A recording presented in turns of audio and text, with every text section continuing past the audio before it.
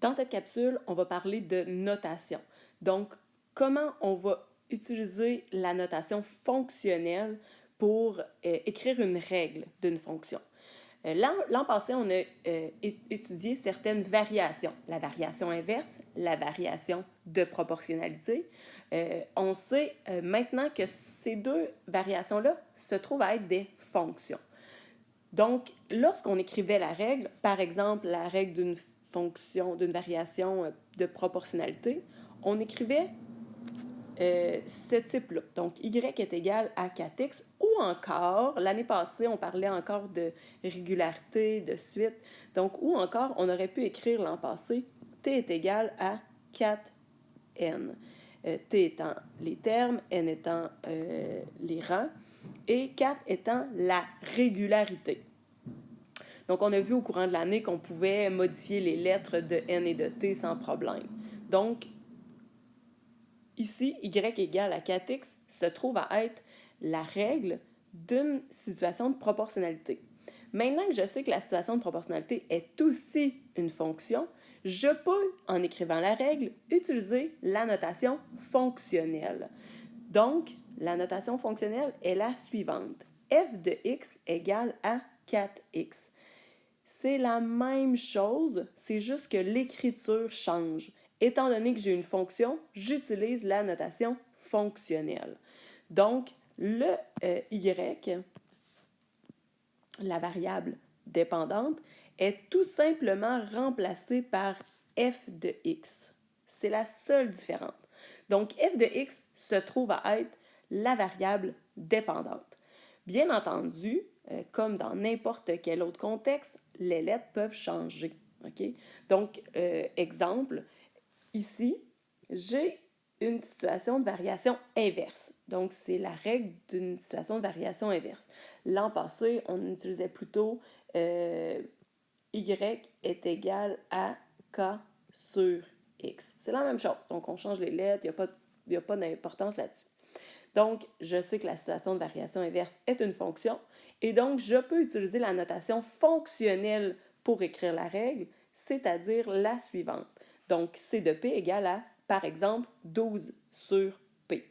Donc, C de P se trouve à être la variable dépendante, alors que P est la variable indépendante. Et là, le type de question que je peux vous poser en utilisant la notation fonctionnelle est la suivante. Donc, je veux que tu me calcules, par exemple, f de 6. Anciennement, l'an passé, je t'aurais dit, calcule-moi la valeur de y si x égale à 6. C'est la même question que calcule-moi f de 6.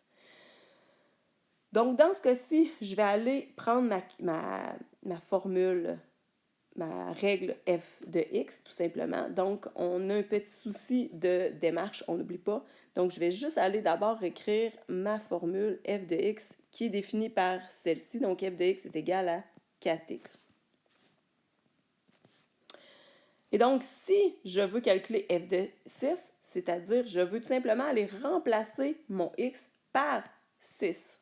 Donc, je vais aller dans ma règle, au lieu d'écrire 4x, je vais aller écrire 4 fois 6. Donc, f de 6 va être égal à 24. Donc, j'ai fait le calcul de f de 6. Un autre exemple. Je te demande de me calculer la valeur de c de 4. OK, c de 4 est défini par une autre fonction, c'est-à-dire celle-ci.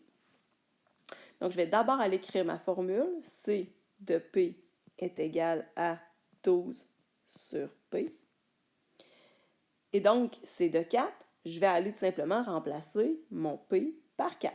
Donc, 12 divisé par 4, ça va me donner C de 4 égale à 3.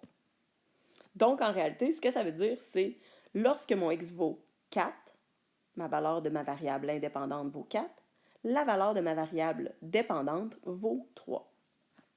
Je continue avec g de 2. G de 2, c'est une autre fonction. C'est celle-ci. Donc, je vais aller écrire ma règle. D'abord et avant tout, g de x est égal à moins 2. x plus 5. Et je vais venir remplacer mon x par 2. Donc, c'est ce qu'on m'indique entre parenthèses. Donc, g de 2 égale à moins 2 fois 2 plus 5. Donc, il me reste à faire mon calcul. G de 2 égale moins 2 fois 2, moins 4. Moins 4 plus 5, ça va me donner 1. Donc, lorsque mon x vaut 2, mon y vaut 1. C'est ce que ça veut dire. Donc, je ne continue pas les autres exemples. Vous pouvez tenter de faire ces exemples-là. Je fais juste ajouter quelque chose. Si par contre, je vous dis, détermine la valeur de x, donc x, on ne sait pas c'est égal à quoi, lorsque, mettons, g de x égale à, je vais faire un calcul rapide, ça ne sera pas bien long, moins 5. Donc là, première étape, on écrit notre formule. Donc, g de x égale à moins 2x plus 5. Deuxième étape, je remplace la valeur que je connais. Dans ce cas-ci, je connais g de x qui vaut moins 5. Donc, il faut faire attention parce que mon y, c'est pas seulement g, c'est g de x. Donc, quand je vais venir remplacer par g de x.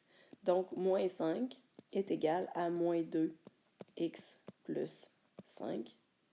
Et là, il me resterait à résoudre mon équation, ce que je ne fais pas présentement, pour déterminer ma valeur de x. Voilà pour la notation fonctionnelle.